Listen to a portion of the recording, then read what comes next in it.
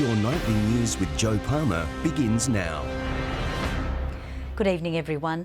The wife and best friend of Dwayne "Doc" Davies have been found guilty of murdering the popular Risdon Vale tattoo artist. Prosecutors describe Bradley Purkis and Margaret Otto's actions in 2017 as a cold, calculated execution, leaving Mr Davies' family devastated. The shattered family of Dwayne "Doc" Davies leave court finally with closure. Mr Davies' wife and close friend now found guilty of murder, the jury delivering a verdict after 5 hours. The last 5 weeks has been very devastating and traumatic for all our family, and we're just so pleased it's all over and we've got the verdict that we was after. Crown Prosecutor Madeline Wilson described the murder as motivated by self-interest and a chilling betrayal of a friend and a husband, one involving long-standing grievances. Mr Davies was shot by Bradley Purkis in his cannabis grow shed in May 2017. He was lured there on the pretence of helping his friend, but instead was killed. Despite his wife Margaret Otto not being there in person, the court heard she helped plan it. An impact statement from the victim's sister saying, "Marg was my family, my sister, my parents' eldest daughter. I was enraged with police when they first arrested her. The world doesn't make sense." Mr Davies' father saying his family had been handed a life sentence with no chance of parole, caused by the woman he once considered a daughter. But instead his son was murdered by the wife he adored and her secret lover. His funeral, there was over 300 people there. So that speaks for itself, doesn't it? As today's verdict was handed down, Purkis sat stony-faced in the dock, occasionally shaking his head towards the family as the chilling details of the murder were read out. At one point, he yelled, "You've got it so wrong." Meanwhile, Margaret Otto sat shaking and crying uncontrollably as she was also found guilty of her husband's murder. Sentencing is expected to be handed down on Wednesday. Louise Hedger, 7 Tasmania News. Police investigations are underway into the firing of 3 shots into Bridgewater businesses. No one was injured in the incident over the weekend, but authorities believe it was a targeted attack. Police inspecting the aftermath of what they say was a targeted attack aimed at this Bridgewater business. 3 shots fired into the front of the Hurst Street tattoo shop and hairdresser, reported around 7:30 last night. No one was in the premises at the time, and the actual premises were vacant from 5:30 p.m. on Saturday. No one was injured in the incident. Police, forensic and ballistic experts on scene this morning, saying the shots came from the direction of the road. There's no links between this and any other crimes. It is quite an isolated incident where firearms are used, but we're very concerned that someone has used a firearm in the community. It puts people at grave risk. Police investigations continuing tonight. We believe people out there in the community have knowledge of what occurred prior to police finding out.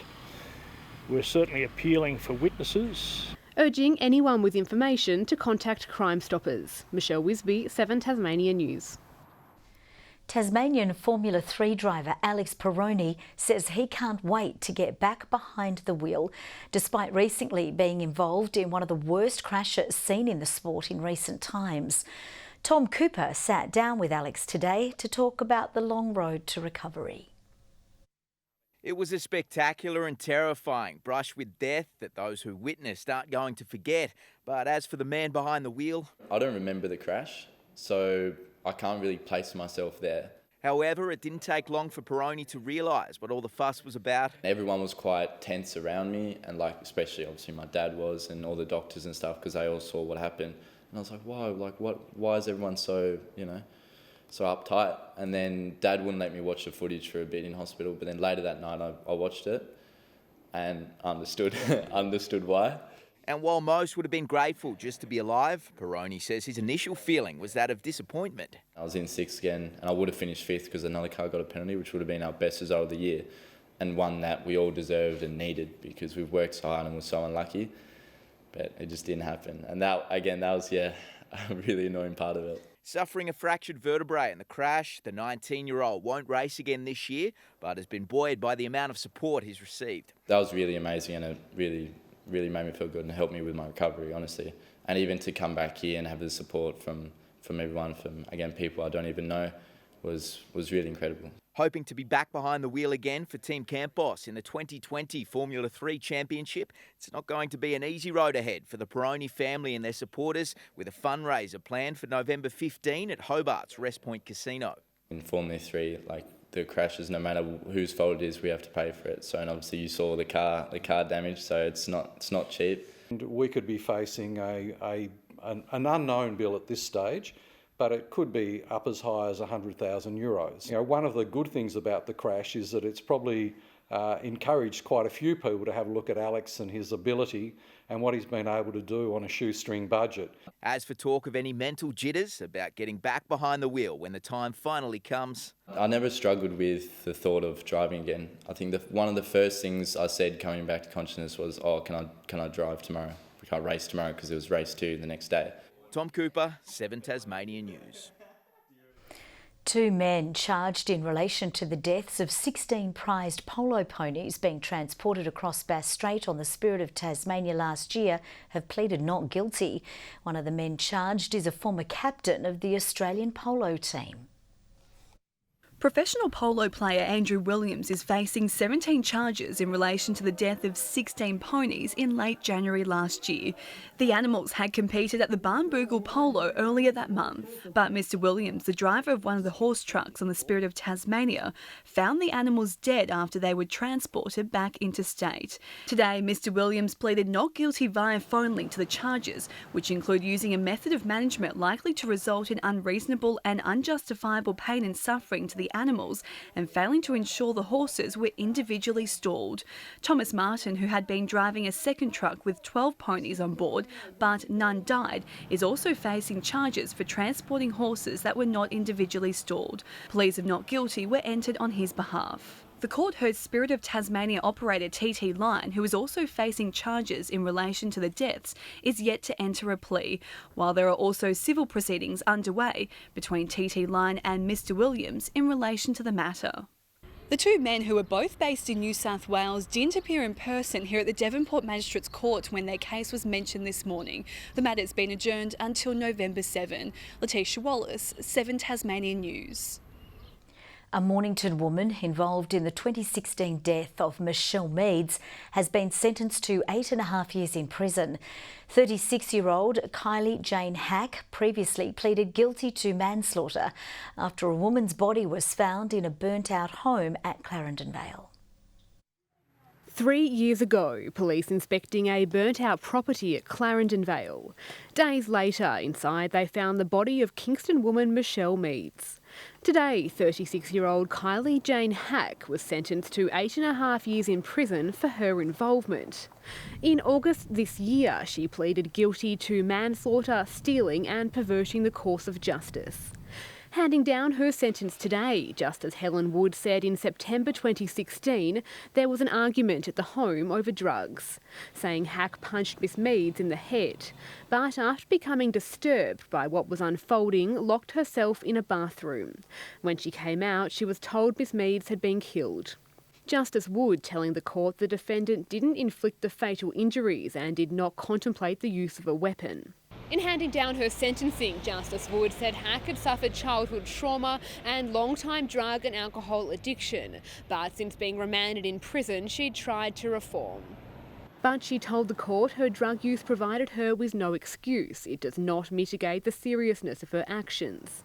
Hack was given a non-parole period of 5.5 years. Justice Wood saying the death left Miss Meads' loved ones devastated. Their lives and those of her family will never be the same. Michelle Wisby, 7 Tasmania News. Hot on the heels of Scott Morrison's visit to Liberal Party faithful this weekend, federal Labor MPs are also setting their sights on Tasmania. Following Bill Shorten's frank admission about his party's election failure, current Deputy Leader Richard Marles spent the day with local business owners, confident they can win back voters. Learning the tools of the trade, federal Labor MPs visiting a local distillery this morning to discuss the issues that affect small business owners. We're always open to visitors, and it's always a great opportunity to be able to tell Canberra what's happening out in the regions and provide them with some feedback to the sort of problems that we encounter. Getting back to the basics in the state following Scott Morrison's visit for the Liberal Party State Conference. The Prime Minister can play his own game, but we're focused on what we will be doing, and that is about properly understanding the needs of those communities. Acknowledging the task ahead of them is a big one, and there's plenty of work to be done. Being here today is part of understanding what are the issues which are affecting people in Lyons and across Tasmania, so that we have a much better understanding. Over the weekend, Bill Shorten accepted the blame for his party's loss, saying his leadership days are behind him. Here in Tasmania, both state and federal Labor are confident, focused on winning back the trust of voters.